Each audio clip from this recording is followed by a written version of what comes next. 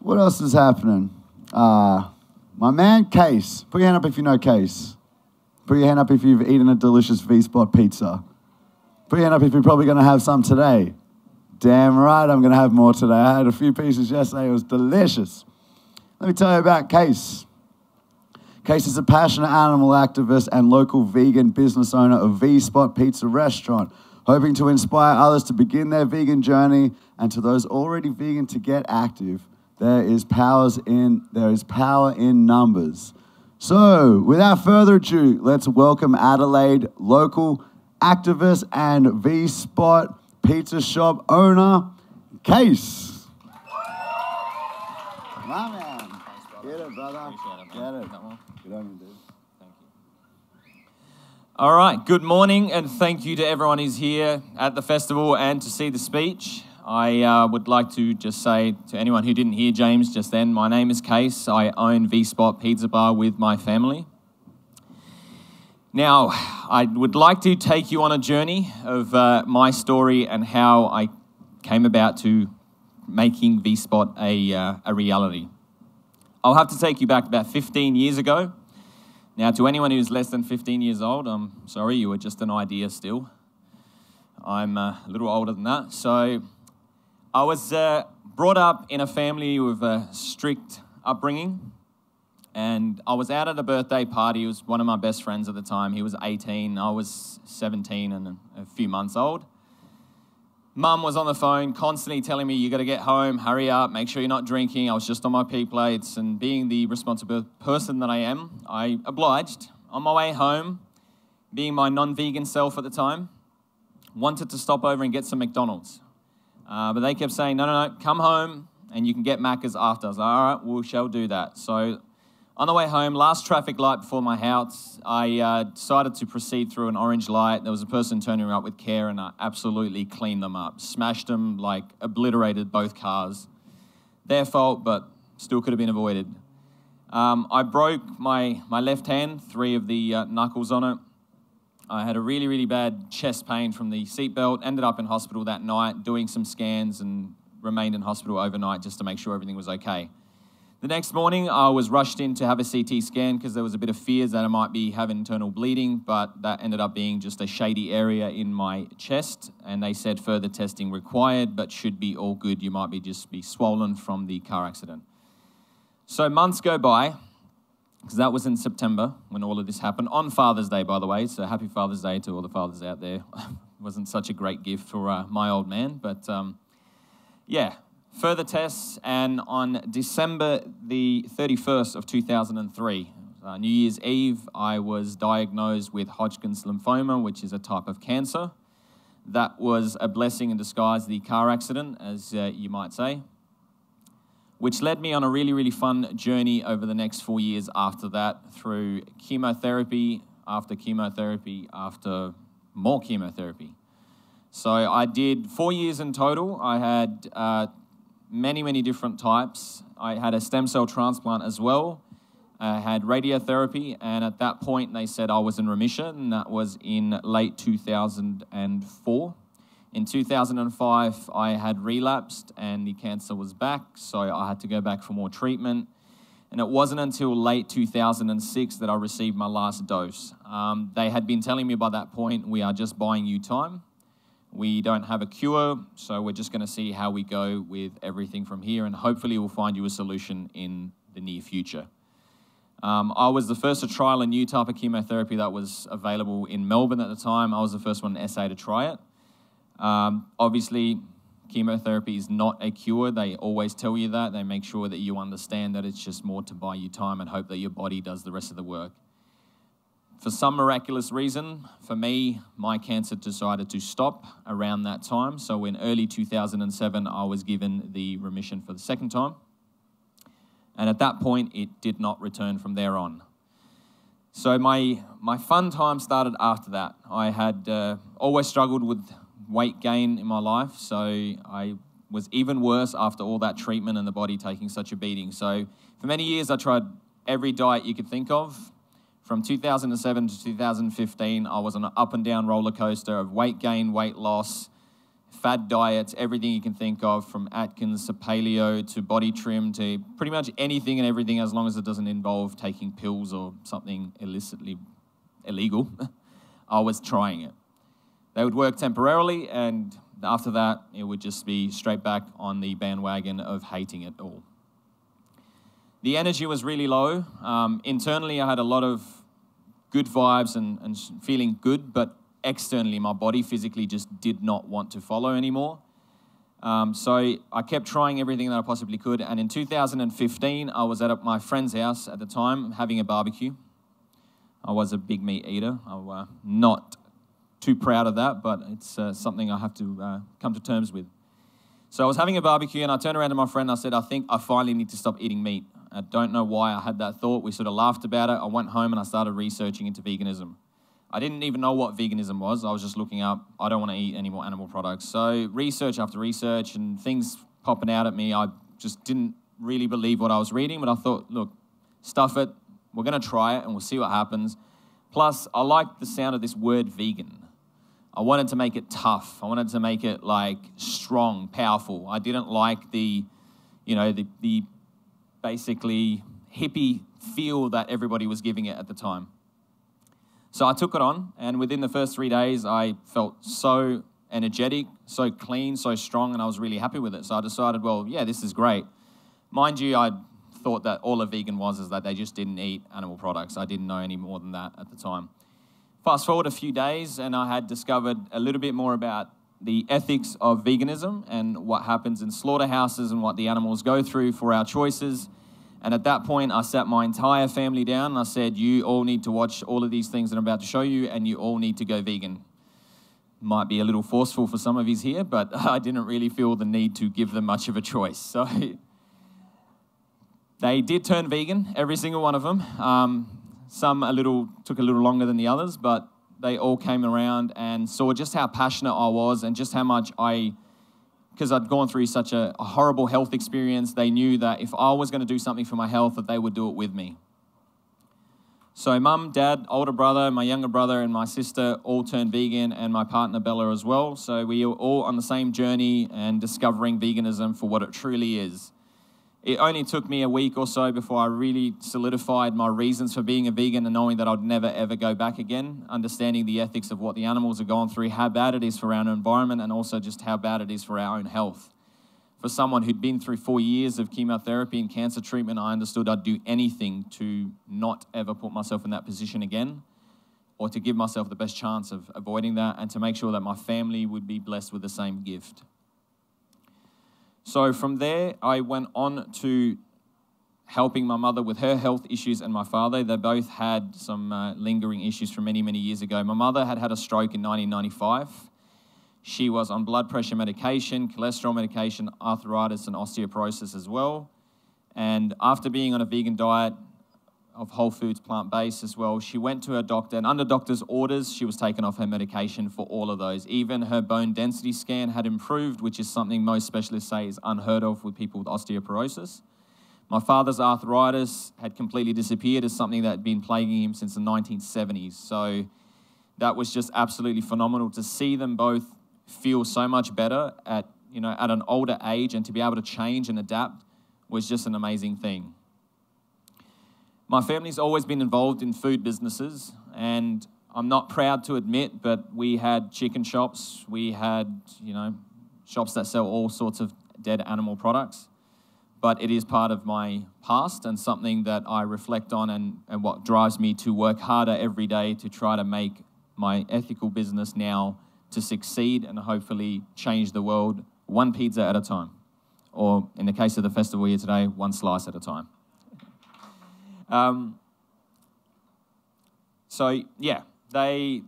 They wanted to join me in my next venture. So they asked me, what do you want to do? What's going to happen from here? Because obviously there's no way as an ethical vegan I was going to open up a shop that sells and profits off animals. I was not going to do that in any way, shape or form. I would have done anything instead to avoid that. So sitting there one night, conjuring up some ideas, and I thought, well, we've done a pizza shop before. This time, let's just do it 100% ethical. So we went on a bit of a hunt. We found our lovely shop on McGill Road and decided that we're going to do this. So we invested a lot of money, a lot of time, a lot of effort to open up V-Spot. Now, if you haven't read our slogan on the back, I will turn around, so I'm not being rude. I just want to let everybody see. It's the ethical rebellion. We came up with that to basically represent what my character is all about. I don't mind going against the grain. I do feel like I'm a little bit rebellious like that, but I didn't want to be obnoxious. I wanted it to be that we stand for what's right, even when it's not the most popular thing to be doing. So that's what happened, and that's how we came about to making V-Spot what it is. It's a business based on ethics. Everything we do there is 100% vegan. Everything we try to raise and get involved in is towards helping the animals as much as we can. We are obviously trying to make a living at the same time, because that would be the most perfect way to be for us. If we can make our living being ethical and sustainable, I feel like we have succeeded in a very, very big way. We do a lot of other things on the side. I do a lot of activism as well. We've got Dominion screenings that we've done at V-Spot with Q&As as well. We've done activism workshops. We've tried to help out as many up-and-coming activists to try to understand all the ups and downs that you'll go through as you get out there and speak up for the animals. We are looking forward to doing plenty more in the future, and I hope that anybody here has any questions about it will approach us at any time, whether it be here at the festival or at V-Spot, because we always want to try to help.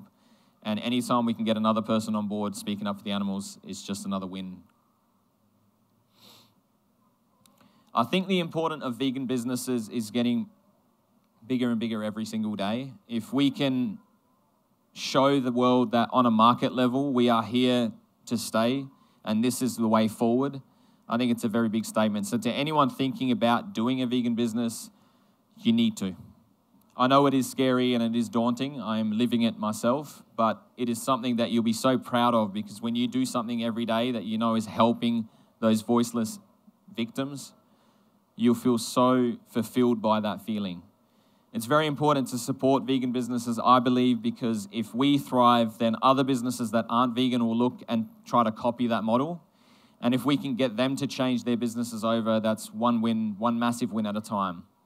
And the more that it becomes mainstream, hopefully the more people will be learning to accept it and understand that this is the way that it needs to be. We need to put this industry in the past and behind us, because I think it's a very shameful part of our history. One thing I haven't admitted publicly before, and I will admit today, is I did used to be a bit of a hunter when I was younger. It was something I grew up around when I was overseas and everybody was doing it. It's something I don't like to think about or discuss, but it is something that I did do, and it does drive me to keep fighting harder and harder every day, because I feel like I owe it to every single victim that I contributed to at the time. So we used to do bird hunting, and it was just a shameful, shameful thing. I believe that we need to stick together as much as we can when it comes to activism. I know Linda mentioned it this morning at the breakfast that seems to be a lot of infighting in this movement, and it has been like that since I became vegan in 2015, and I've noticed that the infighting continues to happen.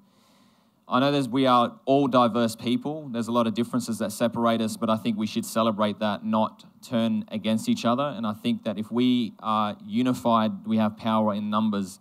The industry relies on us fighting with each other. They rely on us being divided and pointing in all different directions. But if we can put our differences aside for the one cause, I believe that's how we will win. If you look at any movement in history, if you always see that the infighting was probably its biggest deterrent, and I feel that vegans versus vegans is the biggest holding back factor at the moment, rather than the industry holding us back. Because we have the truth on our side, and the industry cannot beat that. They can come up with whatever they want. They can come up with whatever they want, but we'll always prove them wrong, because the truth is always going to come out. They have been lying for so long. They have been brainwashing people about humane slaughter myths and everything else that they throw at us, through, whether it be through the education system or whether it be through your doctors and what they teach them about nutrition. But we have the truth, and we will prevail. So I feel that we need to try to, as much as we can, work together, even if we don't like one another. that is fine. We are fighting for a bigger cause, and I think that is way bigger than all of us combined. So I definitely feel that we need to work towards unity rather than standing against each other.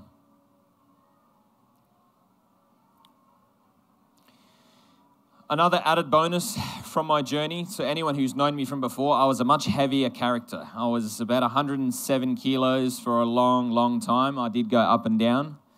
I'm currently sitting at about 83, and I attributed that to my plant-based diet that I specifically set out to try to help myself with weight loss.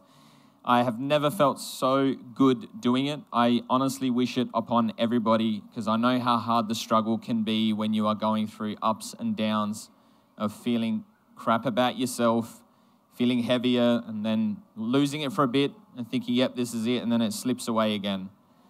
So to anyone who wants to know anything about that, you can ask me. I'm no expert, but I do have some information I can point you in the direction of, and hopefully it'll give you the same thing. I did my weight loss journey in 2017, which was last year. So contrary to all the myths out there, yes, you can gain weight as a vegan, and I was living proof of that. I ate a lot of junk food. I can't help it. The stuff is delicious. But when you really want to, you can eat the clean stuff, and you can get yourself in shape and feel healthy and amazing. I just want to finish up by stressing just how important it is that we do get active. Activism comes in many different forms. I don't want everyone to feel like they have to hit the streets, get in front of slaughterhouses, or stop a slaughterhouse truck on the way down and dropping off the animals to their deaths. You don't have to do that if you're not comfortable with that, or you don't feel that that's your best gift that you can give to the animals. Don't do it. Do what you're comfortable with, but then also at your own time push yourself out of the comfort zone, because you'll never ever grow in your comfort zone. The only way you ever grow is when you're out of there. Put yourself out there, put yourself under pressure, and you'll see that you can do amazing things. Every single one of us has massive potential. I have seen it with so many people that doubt themselves, and then when they finally let go of those doubts, they end up doing amazing things and helping in such a big way. Everyone's got their own unique contribution, whether it be you're an activist online, whether you just don't pass up the opportunity to talk to every single person you walk past every day. And I'm the first to admit I was one of those vegans in my first 2 weeks. I was talking to absolutely everybody with, hello, yeah, I'm vegan now. So it's all right. You can be that annoying vegan for a little while, but it does work on some, not on all. So yeah, whether you do it on social media, whether you just start up a business, because you can do activism on a market level. That is the reason why I feel so strongly about V-Spot, is every time I send out a pizza, I know that it's showing people that you can eat these ethical, amazing, delicious foods, the same price. The convenience is there, so we want to just try to drop people's excuses down to a point where they realize that it's enough. They just need to change. And there's so many ways of going about it. And I understand that street activism is very powerful, and it's something I'm very passionate about. I'm involved with Anonymous for the Voiceless and Adelaide Vegan Outreach. You can get plenty of information from us at any of our booths just over there, or even at V-Spot, so come and talk to us if you want to. It's just very, very vital that we do something. If every single vegan spoke up, we could have a vegan world a lot quicker than 100 vegans doing the work of millions of people. And sometimes I feel like we look at these big name activists and we think, oh, look, they're doing amazing things. I could never do that, so therefore I'm just not going to do anything. With that attitude, we'll never get anywhere. Everyone's got their own unique contribution, and you just need to step up and do it. And you can target an audience that somebody else may never be able to reach. So don't doubt yourself. Get out there and do what you can. The time is ticking. Unfortunately, it is a bit of a tough situation on everybody. But the more of us that sit back, the longer this takes, and the more animals suffer every single year. I mean, most of you will know the statistics. We kill 74 billion land animals every single year here in Australia. I mean, sorry, not in Australia, in the world, to feed 7 billion people worldwide. It doesn't take a genius to work out the mathematics of that and know that it's very inefficient and it's not sustainable whatsoever. If we switch to plant foods rather than that, we could save on the water that we're wasting and all the land. We could really turn this world around and make it a better place for all of us. And for anyone who's got kids or grandkids, you want to give them a happy, good home. We don't want to give them a world that's far messed up beyond repair. So I just want to say thank you to everybody for listening to me today, and I will take questions if anybody has any. So yeah, thank you again for listening to the speech.